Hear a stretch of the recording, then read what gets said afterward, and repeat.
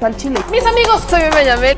Bienvenidos a su chile favorito. Aquí las noticias o te enchilan o te dejan picado. Y yo le agradezco infinitamente a mi querido César Gutiérrez Priego, abogado, experto en seguridad nacional y experto en asuntos militares, que nos acompañe para explicarnos sobre todo el discurso del general Luis Crescencio Sandoval, que ha generado tanta polémica, pero partamos con la importancia de este evento. Mi querido César, ¿cómo estás? Buenas noches. Bien, Meme, agradecido aquí de estar contigo media hora después de lo que tu producción me dijo. Vamos a regañar a la producción por traernos a las 9:30 y entrar a las 10. Cuéntame, vamos a empezar con eso, para darle rapidito. ¿Qué Mira, tan fíjate, importante es este evento? lo que pasa es que es de una trascendencia muy grande. Recordemos incluso cuál fue la problemática que hubo con la desaparición de los 43 de Ayotzinapa y por qué se terminó creando todas estas historias paralelas de que el ejército tuvo participación en la desaparición, que supuestamente había crematorios adentro del batallón, etcétera, etcétera, etcétera. El gremio militar es un gremio muy cerrado. A mí lo importante que yo escucho en este discurso es, en un momento, el general secretario se disculpa públicamente. Y creo que eso es de suma trascendencia. Nunca habíamos escuchado a un secretario de la Defensa hablar de esos temas en específico. Y recordemos lo criticado que fue el general Salvador Cienfuegos cuando en el sexenio anterior ofrece una disculpa por el video en donde se ve a un elemento de la Policía Federal y a un elemento del ejército cuando están torturando a una mujer con una bolsa. Y fue sumamente criticado en su momento. Y hay que entender que el discurso que él da fue para el gremio civil y para el gremio militar. Y por eso tuvo que cuidar mucho las palabras de cómo manifestarlo, cómo manejarlo, qué decir. Es inevitable, y es una historia que todos sabemos, la famosa Guerra Sucia, la lucha que tuvo Lucio Cabañas, maestro que se termina convirtiendo en guerrillero, que crea al Partido de los Pobres, y todo lo que sucedió con los años. Yo les he comentado, porque recordemos que no es la primera vez que se intenta el poder llegar a la verdad en cuanto a todo lo que sucedió en los años 70, y que desafortunadamente pues hay muy pocas personas que participaron en esos eventos que se encuentren vivos, ¿no? Las personas que sé que se encuentran vivos, que son dos en específico, es el general Enrique Cervantes Aguirre, que fue secretario de la Defensa Nacional y que en aquel entonces era capitán, y que incluso sale en estas fotografías que ya cuando desafortunadamente el maestro Lucio Cabañas fallece, que se encuentra muerto, pues se toman fotografías así estilo trofeo, ¿no? Y en la segunda persona que se encuentra viva es el general Fromo, que en aquel entonces era el mayor de justicia militar, que era el Ministerio Público adscrito a la zona militar, ¿no? Que no tuvo que ver directamente con los hechos. Y desde ahorita te digo que no le van a hacer nada a Enrique Cervantes Aguirre, que fue secretario de la Defensa Nacional y que quedará impune el delito que le haya cometido.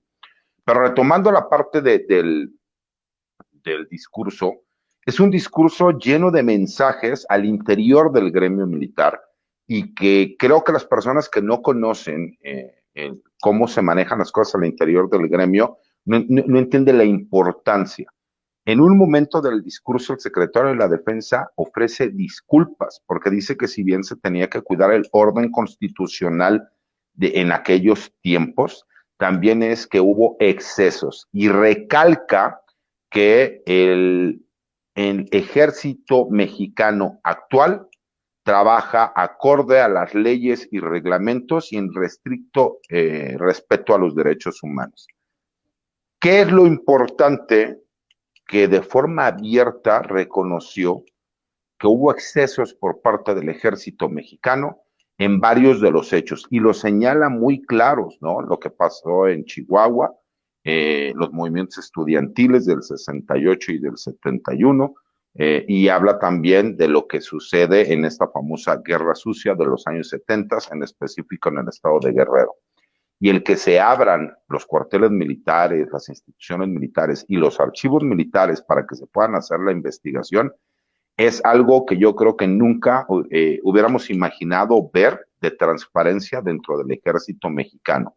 Recordemos que no se permitió cuando la desaparición de los 43 y que por eso hubo todas estas historias alternas de lo que había sucedido. Creo que eso es lo más importante del discurso, mi querida Meme.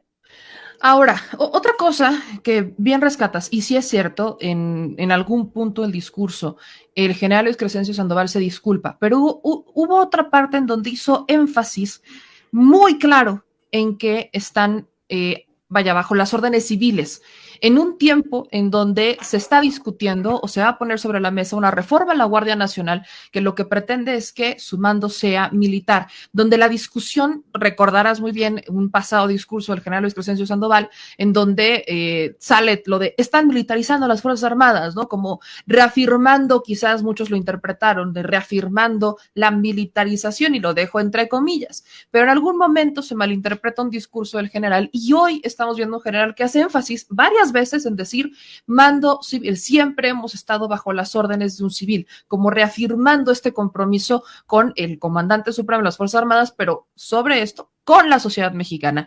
¿Cómo lo entiendes tú y en la importancia, el contexto en el que está en este momento? ¿Qué significa particularmente eso que dice el general Luis Crescencio Sandoval? Mira, lo que pasa es que yo analizo que en lugar de estar hablando de una militarización del país, estamos viendo la policiación del ejército mexicano. ¿Por qué? Es muy claro, las funciones que ya se encuentran, nosotros no tenemos un ejército que se encargue de la seguridad nacional por amenazas del exterior, sino que más bien esté enfocado a la seguridad interior y que ahora coadyuva en la seguridad pública.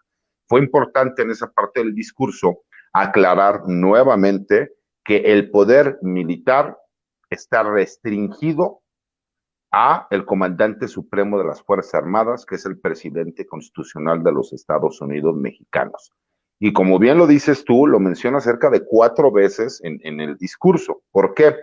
Porque es mandar un mensaje, pero es mandar un mensaje no solo a la población civil, sino al gremio militar, en donde el comandante supremo es el que manda, señores, y nosotros obedecemos de acuerdo a las órdenes del comandante en jefe del ejército mexicano, ¿no? En este caso, pues al presidente de la República. Y creo que eso es lo más importante, junto con las disculpas que él ofrece, porque tienes que entender que en el gremio militar siempre se cuidan las formas hacia el interior también, porque hay que entender que todavía tenemos generales de la vieja escuela que ellos siguen pensando que los derechos humanos son un pretexto para apoyar a los delincuentes.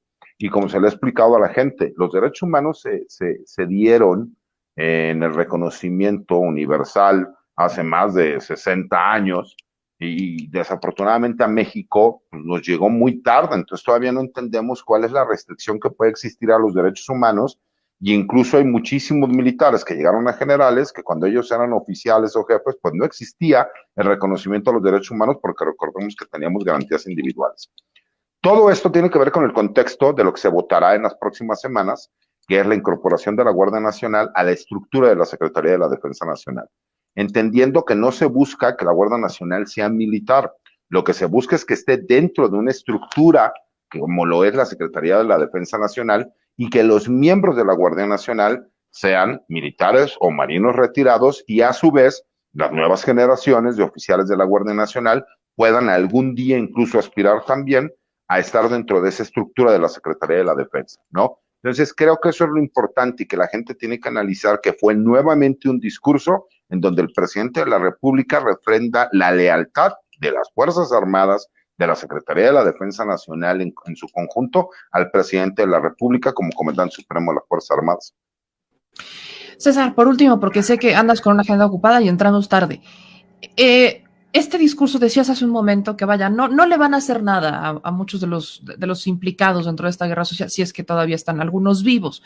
¿Qué es lo que va a pasar? O sea, entra esta comisión a buscar, a acceder a los archivos, a leerlos, a informarse, a buscar justicia. La consigna más fuerte de las víctimas ahí presentes es: vivos se los llevaron, vivos los queremos, aunque ya sabemos que muchos probablemente están muertos, como el propio caso de Lucio Cabañas, que sabemos que está muerto. Hay personas que hasta lo creían un mito. Entonces, ¿qué es lo que va a pasar? ¿Qué es lo que nos podríamos esperar de los resultados de esta comisión? ¿Va a haber justicia? ¿En qué sentido habría justicia? ¿O solamente sería esa justicia de tengan la tranquilidad, bueno, de saber qué es lo que ya pasó, pero de ahí no va a pasar, siendo completamente realistas? Mira, siendo realistas, Meme, justicia que es tardía no es justicia, es así de fácil. Entiendo lo que está viviendo la hija de Lucio Cabañas, porque a mí me tocó que me secuestraran y que me torturaran en las instalaciones del campo militar número 1, que por supuesto, como tú lo decías al entrar a la entrevista, en algún momento fue una prisión que se utilizaba para llevar a civiles que eran molestos para el régimen de aquel entonces, que era el PRI, ¿no? Por eso cuando la gente dice es que el nuevo PRI, pues el nuevo PRI ya vimos lo que terminó siendo, ¿no? Con Enrique Peña Nieto y toda la bola de gobernadores ladrones que había. No van a cambiar, dicen que el perro que es huevero va a seguir siendo huevero. Pero sí te puedo decir que el darle certeza a la gente de cómo se va a reescribir la historia, creo que sí es muy importante, ¿no? Y creo que sí es muy importante porque, mira, las únicas dos personas que podrían, que están relacionadas directamente y que han estado en fotografías y documentos son Enrique Cervantes Aguirre cuando era capitán de infantería y el general Fromo cuando era mayor de justicia militar. Los dos, nada más por la edad que tienen, serían ya inimputables y no estarían sujetos a proceso. Pasaría lo que pasó como con Luis Echeverría, que aunque se les encontrara culpable, las personas no terminarían en la cárcel. Pero creo que sería muy importante, yo te lo digo como familiar de una persona que tuvo que pasar por una situación tan complicada como la que pasó mi señor padre, que por supuesto que sí sientes que cuando se hace el reconocimiento público de lo que realmente sucedió, creo que es una victoria, porque no importa, por lo menos lo que es la dignidad de un ser humano y la memoria de una persona, creo que quedaría muy claro que sí hubo excesos en los gobiernos que hubo en aquel entonces y que hubo represión por parte de quienes en teoría tendrían que haber cuidado y protegido a la gente. Y creo que es lo más importante. Y mira qué fuerte lo que dices, porque justamente tú lo has contado varias veces que a ti te secuestraron también, te tocó estar en este mismo campo que hoy abre las puertas para regresar tiempos dolorosos para algunas de las víctimas que van a tener que ir a retratar, a recordar lo que vivieron ahí para acceder a la justicia que yo llamaría, bueno, al menos es la certeza de saber qué es lo que pasó, porque muchas de las personas ya no están vivas. Estamos hablando de la Guerra Sucia, que ocurre entre 1965 y 1990. No, ya hay muchos que tomaron decisiones que simplemente ya no están, y ya los que están bastante grandes, que ya les aplican hasta vaya, lo de Luis Echeverría, lo mencionas que sí lo enjuiciaron y tan, pero como estaba muy grande fue a su casita y todos felices y contentos y de ahí no pasó. Mi querido César, ¿con qué cerrarías para la gente que no ha terminado de cuajar y vaya, que sigue que sigue diciendo es que el general Luis Crescencio Sandoval no tuvo que haber dicho eso, no fue un discurso, este era un evento para las víctimas, no un evento para el ejército? Lo que pasa es que de alguna forma creo que la gente tiene que entender. Al interior del gremio militar las críticas iban a ser fuertes para el secretario de la Defensa Nacional al abrir los cuarteles, al abrir los expedientes, porque estás abriendo la historia de cuántos militares, ¿no? Que pues incluso tienen hijos, tienen familiares, o que incluso es la historia de lo que se escribió en el ejército mexicano. Y aquellos que en su momento fueron héroes pueden terminar siendo villanos, ¿no? Y pueden ser reconocidos por el mismo Estado. Lo que queda claro es que a mí lo que me asombró fue la disculpa que da. Creo que nunca había escuchado yo a un secretario de la Defensa hablar sobre esos temas en específico que siempre han sido muy polémicos, ¿no? Esa es la parte que creo que valió la pena, y creo que habló también para el interior del gremio, explicando y diciendo, señores, nosotros estamos forjados bajo una línea de obediencia jerárquica.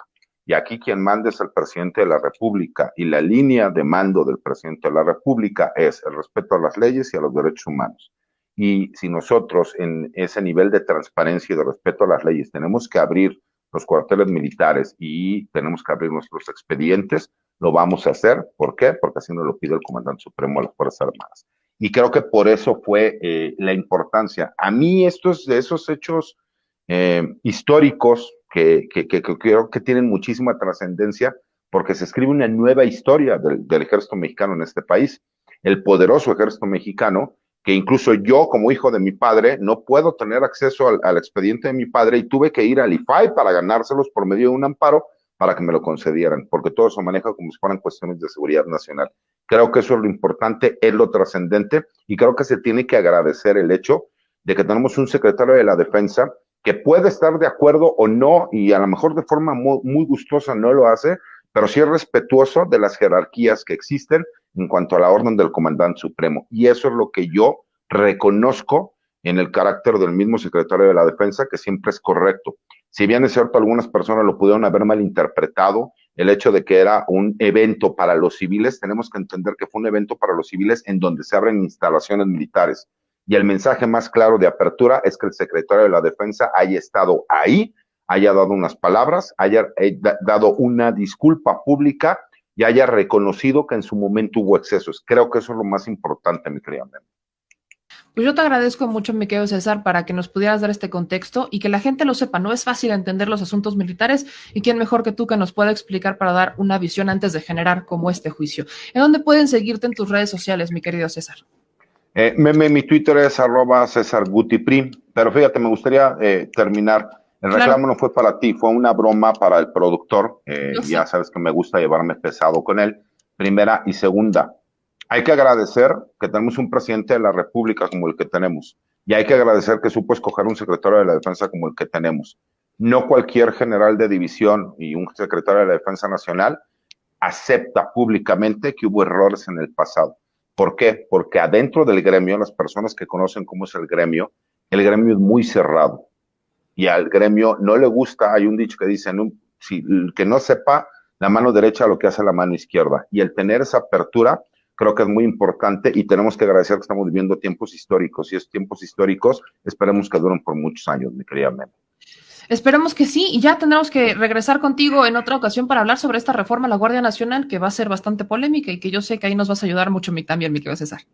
Así es, y que la canté desde hace como 8 meses, ahí te voy a pasar las columnas en donde lo decía y me decían que yo estaba loco, les dije, bueno, pues es que la estructura está abierta para que sea así, para que la Guardia Nacional forme parte de la estructura de la Secretaría de la Defensa Nacional como una comandancia general. Pero bueno, ya lo platicaremos en su momento, Meme. Te mando un abrazo, saludos al productor, que se ponga a chambear, y saludos a toda mi tropa y a toda la gente que te sigue, Meme, que pasen buenas noches. Un beso, mi querido César, estamos en contacto. Mira mamá. Mira, échate, pero mira, ponlo así, mira, ponlo así. Que se vea la lonja. Pura galleta, pura galleta. El señor productor, no, hombre, ya, para tus pesares, hazte para allá. En vez de que vayan a compartir el video, le van a poner dislike. ¿Qué pasó? ¿Qué pasó? Pues bueno, si les gustó este video, no se les olvide dejar su like, suscribirse y activar la campanita. Manitas, suelta las manitas. Suscríbete. Y si te gustó el video, suscríbete y compártelo, porque hay que descifrizar a la nación, ¿verdad? Al Chile. Adiós. Discúlpenlo, tiene déficit de atención. Nos vemos.